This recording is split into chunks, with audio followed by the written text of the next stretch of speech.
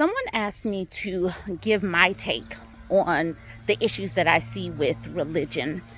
And I came across this woman's story on TikTok. And her story illuminates a lot. It speaks to a lot. And it does kind of summarize my issues that I have with religion. So go ahead and watch her story, and I'll be back on the back end to give my take on it. Hi y'all. So I have a story time. It might be a few parts long because this is never something I've shared, but it's a pretty long story. Anybody who knows me personally and they've been a part of my life in the last 12 years, almost nobody knows that I had an entire separate life before that.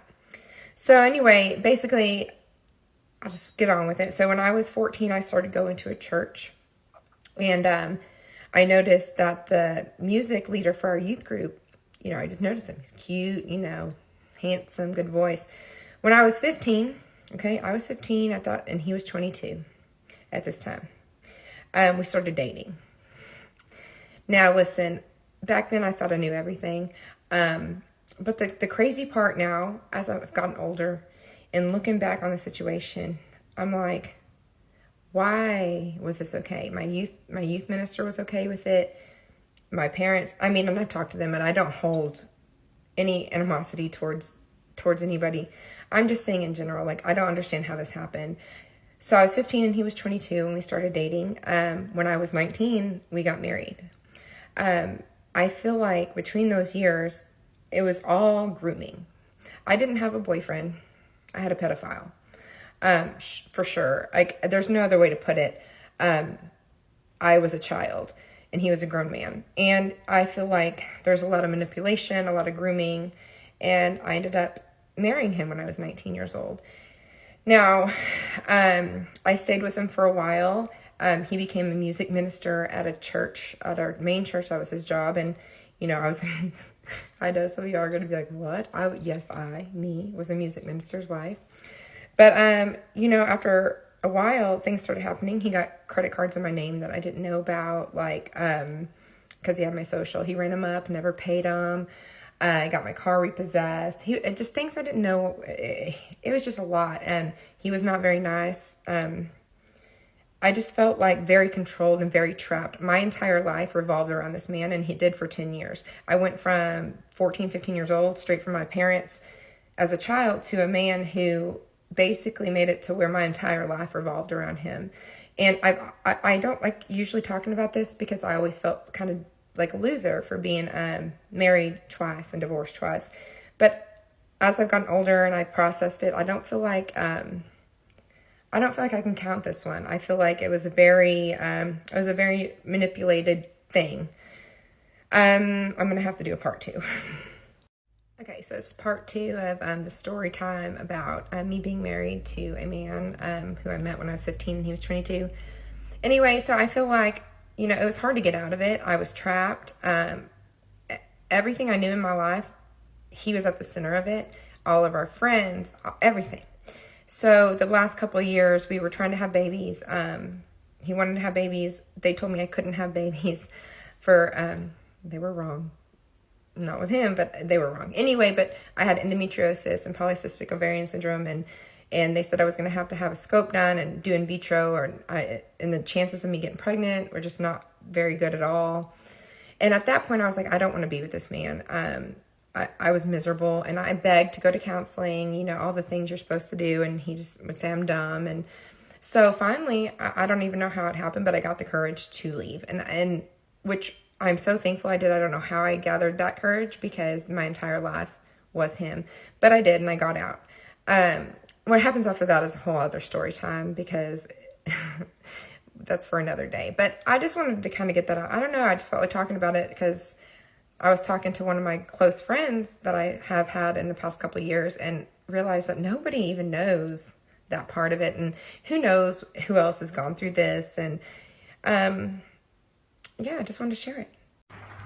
2 of my big issues that I have with religion: walk by faith and not by sight, and the way you are supposed to edify and defer to authority figures. Now, when this is programmed into your psyche as a child, it becomes detrimental because you turn off your discernment, you turn off your common sense, and you do not have the instincts to understand when something is a danger to you. Listening to this woman, she was perfect for a child groomer. She was perfect because she didn't have any instincts, any warning bells. And even the people around her they were okay with this. There's no reason why a teenager should be with an adult, even though he was a young adult. She was perfectly groomed. And then when she was in a relationship with him, she was groomed further because of the teachings of the church. Church, as a wife, you submit to the authority of your husband, especially if he has submitted to God. Now, for someone that is in the church and supposedly a music of ministry person, obviously her man has submitted to God. So she wouldn't have even thought to consider he might be financially abusing her. And financial abuse is abuse. And it's all interconnected, because if you don't have discernment, if you don't have a voice, because you're supposed to put your trust in this person, how would she know to run or ask questions or try to advocate for herself?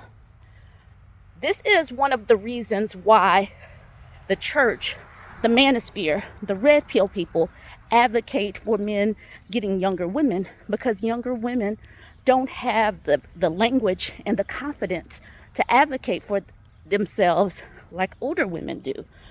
And so that is the reason why I do not believe in religion in its current state. Yes, I do recognize that some people may have found the most amazing pastor, the most amazing church community. I get it. I get that your situation was not like this. But still, a belief system is still going to travel. Turning off your own sense to believe in something sight unseen. Walk by faith, not by sight. That was drilled into me to the point, even 20 years later, I still know it. You don't have discernment. You don't have the courage to speak up. And even when you do speak up, you're shamed back into your box. Like, how dare you just not believe? And then when you do make mistakes in choosing, a lot of the people, especially the male identified women, want to keep you in that box of that bad relationship. So that is my issue with religion. And this young lady who was abused in various ways sums it up. Her youth was taken advantage of. She wasn't protected by the people in her community, her family. They allowed it. And it's all connected. It's all connected, because turning off your own instincts to give somebody else authority and starting it early in childhood is detrimental. And that is one of the issues that I have with religion. But you guys can go ahead, chime in, tell me what you think. Like, comment, share.